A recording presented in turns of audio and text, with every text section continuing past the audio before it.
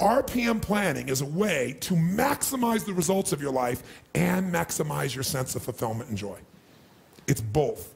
In order to do that, we got to change what we focus on from the question of what do I have to do to what's my outcome? What do I want? What's most important to me? What's the result I'm committed to getting? That one change will change completely how you respond in your life, because it'll change you from focusing where everyone's demanding your attention or what you're afraid of or what might give you pleasure in the moment to what's most important to you. And those, by the way, are the three things that get our focus. If we don't discipline ourselves, what gets our focus? Something we're afraid of, something will give us pain. What's the second thing that gets our focus if we don't pay attention? Something will give us pleasure. It's like, you know what, I'm so stressed out. Oh, that chocolate's looking good.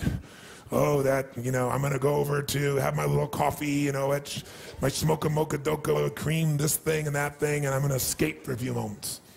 Because the focus is how to feel good.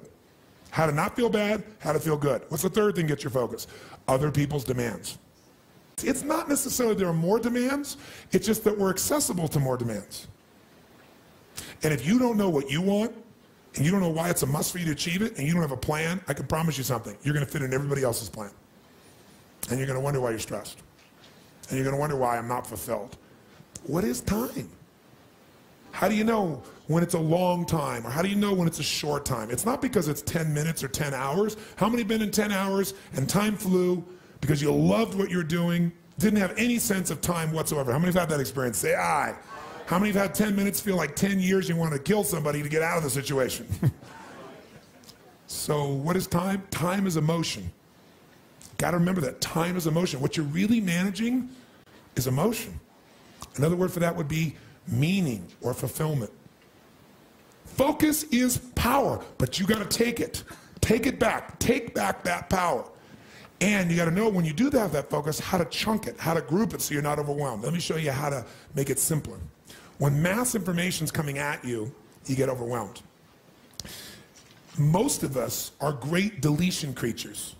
We delete most of life. Right now, there are millions of things around you you could be focusing on, thinking about, giving meanings to, making decisions about what to do. Millions. And when you think about what it's going to take to do something, usually it takes a lot, and you're not going to want to do it. So I'll do it when? Later. As my Australian friends would say, later. Right? And of course, the problem with doing it tomorrow is when you get to tomorrow, tomorrow is today, and tomorrow never comes. So, when you keep promising yourself. By the way, what does this do to you emotionally when you keep breaking your own promises with yourself? Or you keep failing to do things that you know are important?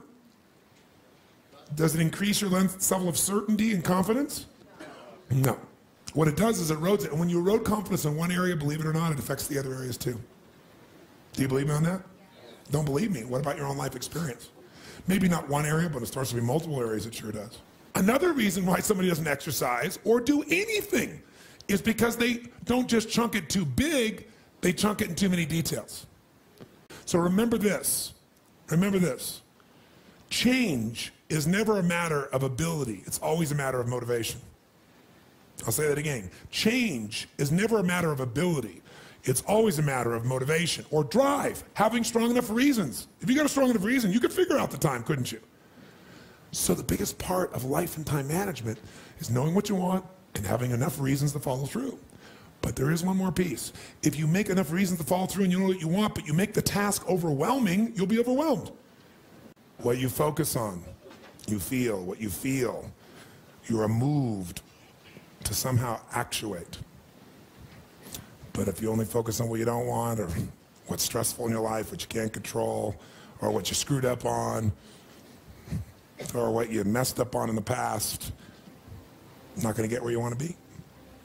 Chunking is power. You don't want to over-chunk where you're trying to bite the whole darn thing together. You also don't want to under-chunk where you make a million pieces of something. What is chunking? It's taking all that's coming at you and putting it into idealized size groups that your mind can handle. See, science has proven the human brain, consciously, we can only handle what they call 7 ± 2 chunks of information. It's a term that they describe in science, that human beings can only handle 7 ± 2 chunks of information at one time.